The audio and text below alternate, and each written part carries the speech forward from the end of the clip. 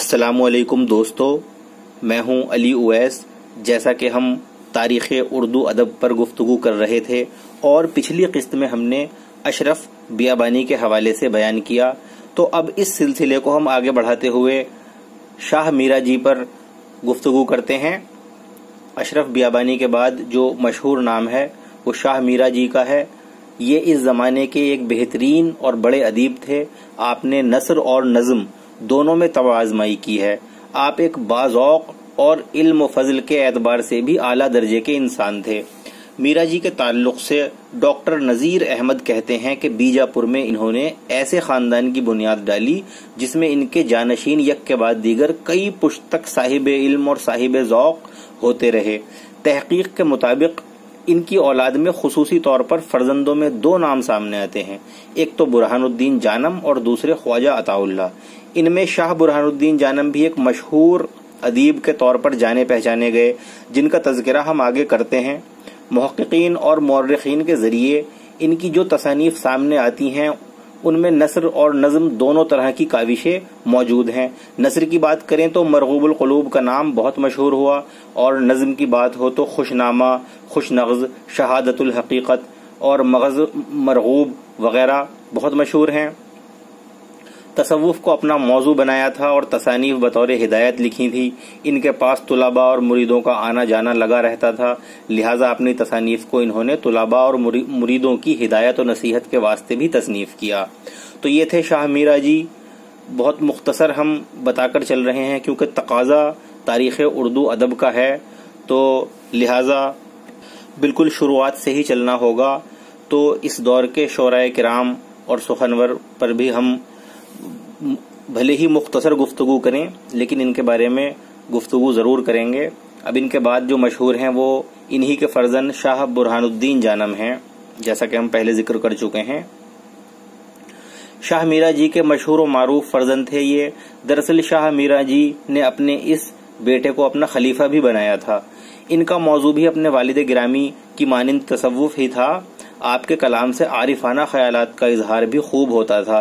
ان کی ایک بہت طویل نظم جو ارشاد نامہ عنوان سے جانی جاتی ہے، اس میں تصوف کے اہم مسائل قلمبند کیے گئے ہیں۔ یہ نظم طالب اور مرشد کے سوالات اور جوابات پر مشتمل ہے۔ انہوں نے سوالات اور جوابات کے ذریعے تصوف کے مسائل پر روشنی ڈالی ہے اس نظم میں۔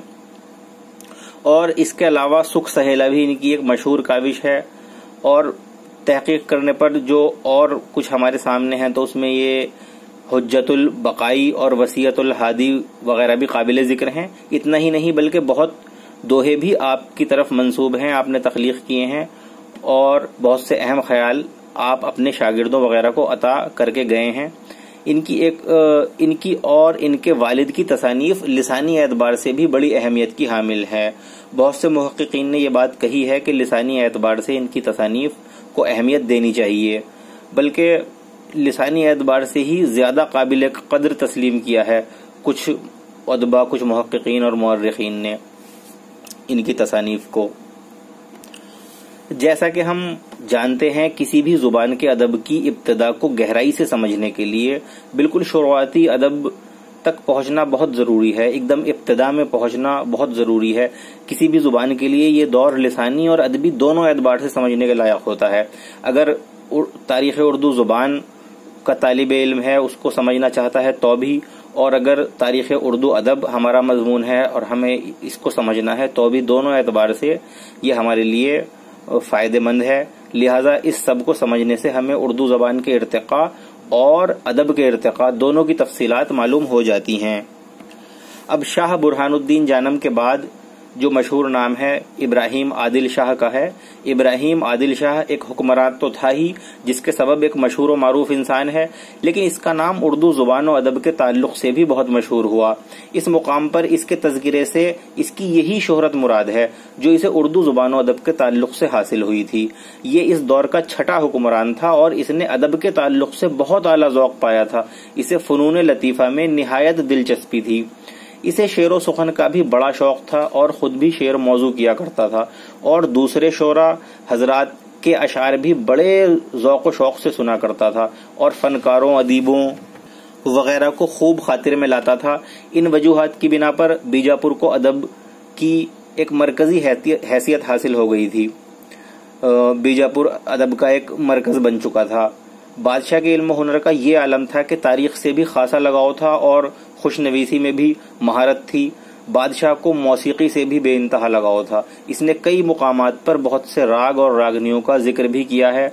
मौसीकी के ताल्लुक से इसके ज़ौक़ व शौक़ का पता इसकी मशहूर किताब नौरस से मिलता है। इस किताब में इब्राहिम आदिल शाह ने अपने गीतों को बहुत से राग और रागनियों के तहत समझाने की कोशिश की है। तो ये था अपने ज़माने का हुक्मरां बादशाह इब्राहिम आदिल शाह। इसके बाद एक मशहूर नाम है अब्दुल। दरअसल इस नाम में यानी अब्दुल नाम में मुहक्किकीन के दरमियान कुछ इख्तिलाफ पाया जाता है। कुछ मुहक्किकीन इनका नाम अब्दुल कादिर बताते हैं तो कुछ का कहना है कि इनका नाम अब्दुल मुगनी था। बहरहाल इस इख्तिलाफ की वजह से हम इनका नाम सिर्फ अब्दुल कहने पर ही इक्तफा करते हैं। ये इब्राहिम आदिल शाह के ज़माने के मशहूर सुखनवर थे। इनकी ज़िंदगी के हालात का पता नहीं चल पाया। अब्दुल के कलाम के हवाले से सिर्फ एक मसनवी ही मिल पाई है जिसका नाम इब्राहिम नामा है। इस मसनवी में अब्दुल ने तकरीबन 700 से ज़्यादा अशार तख्लीक किए हैं। जैसा कि हमें इस मसनवी के नाम से ही ये अंदाज़ा हो रहा है कि ये मसनवी इब्राहिम आदिल शाह से ताल्लुक़ रखती है और हकीकत भी यही है कि ये इब्राहिम आदिल खां से इस मसनवी का ताल्लुक़ है, लेकिन इसमें इब्राहिम आदिल शाह की ज़िंदगी के मुकम्मल हालात नहीं मिल पाते। अलबत्ता अहम अहम वाक़यात तो ज़रूर मिल जाते हैं। इसके अलावा इससे इस वक्त के दीगर हालात का अंदाज़ा बखूबी लगाया जा सकता है। जैसा कि हम जानते ही हैं कि अदब अपने ज़माने के तौर तरीक़ों की अक्कासी करता है, बिल्कुल इसी तरह ये मसनवी भी अपने अहद की तस्वीर हमारे सामने पेश करती है। इस मसनवी के ज़रिए जहाँ एक तरफ दरबार और महफिल वगैरह के आदाब का इल्म होता है उस ज़माने के, वहीं इस दौर के दीगर रस्म व रिवाज भी सामने आ जाते हैं। और इतना ही नहीं बल्कि इस दौर की सैर व तफरीह और शिकार वगैरह के तौर तरीक़े, इन सब की भी हमें मालूमात होती है। इस ज़माने की इमारात ज़ेवरात के बारे में भी अंदाज़ा होता है। ये अब्दुल के बारे में हमने आपको बताया। अब इसके बाद जो एक और मशहूर नाम है वो सिनाती बीजापुरी का है। ये भी अपने अहद के बहुत मशहूर शायर गुजरे हैं। सिनाती बीजापुरी, मुहक्किकीन का कहना है कि इनका नाम मोहम्मद इब्राहिम था। इनकी 2 मसनवियाँ दस्तयाब हो सकी हैं। एक का नाम तो क़िस्सा तमीम अंसारी या क़िस्सा तमीम अंसारी और दूसरी गुलदस्ता के नाम से जानी जाती है। पहली मसनवी जिसका नाम क़िस्सा तमीम अंसारी है, ये एक सहाबी की ज़िंदगी के कुछ वाक़यात पर मुश्तमिल है। इसमें सिनती ने दिखाया है कि हज़रत तमीम अंसारी अपने घर से निकल गए या गायब हो गए और तिलिस्मात के जाल में फंस गए। इस तरह हज़रत तमीम अंसारी कई बरस के अरसे तक मुश्किलों से दो चार होते रहे और मुसीबत पे मुसीबत उठाते रहे। और एक और जो दूसरी मसनवी का भी हमने नाम लिया, गुलदस्ता, ये एक इश्किया मसनवी है। बहुत से उदबा का कहना है कि सिनती की मसनवियों में सादगी और शगुफ्तगी पाई जाती है। तो दोस्तों अभी चंद शायर और इस अहद के बाकी हैं जिन पर हम इजहार ख्याल करेंगे, लेकिन अगली किस्त में हम इस किस्त को यहीं ख़त्म करते हैं। मिलते हैं अगली किस्त में।